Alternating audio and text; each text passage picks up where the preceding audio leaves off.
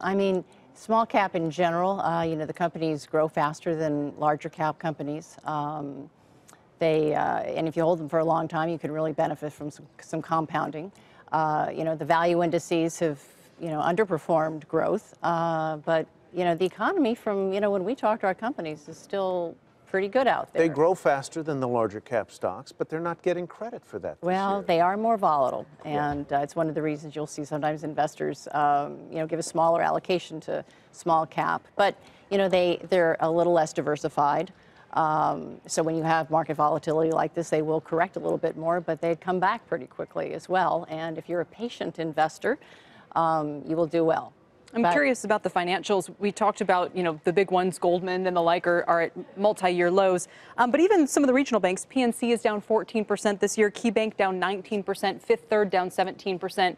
When you look at some of the small cap banks, do you, going back to your point about the economy, like what you see? Have they also been treated unfairly by this market? Oh, they have been treated very harshly. And it's also, financials are a little bit of a canary in the coal mine. And they're cyclical stocks, and so when the market is worried about the economy, be it credit or rates, they will take it out on the financials.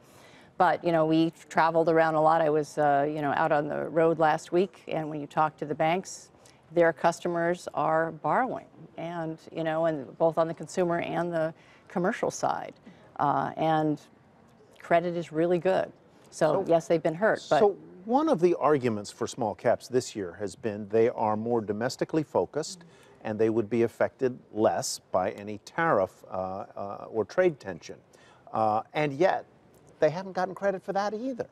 Well, they got credit for it earlier in the year. And if you actually looked between March and September, before the market really started trading off, they were actually handily outperforming.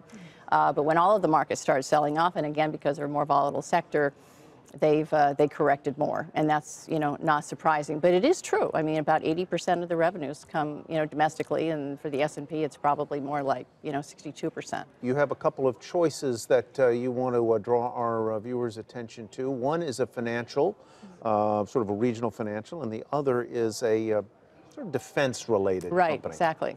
Well, one is Pinnacle Financial, and a bank grows by growing its balance sheet in good markets, and Pinnacle Financial is headquartered in Nashville, Tennessee, which is one of the really great hot markets. Hot city. And they've also expanded into North Carolina and South Carolina.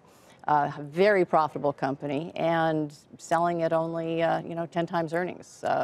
Significant discount to where they've traded historically. The other is CACI, which is well, tell us what it does. It's based around the nation's capital, and a little bit clandestine isn't the right word, but well, it's under IT. the radar, or it's IT. It's IT services. It's spooky, let's say. Well, it is IT services. But what's great about that is it's a contract business, so you've got a lot of visibility to the revenues. And as we know, the defense budgets have been going up. They do a lot of work for the DoD, and between cybersecurity and intelligence, it's been helping their margins. And it's a good defensive stock, and one we like very much.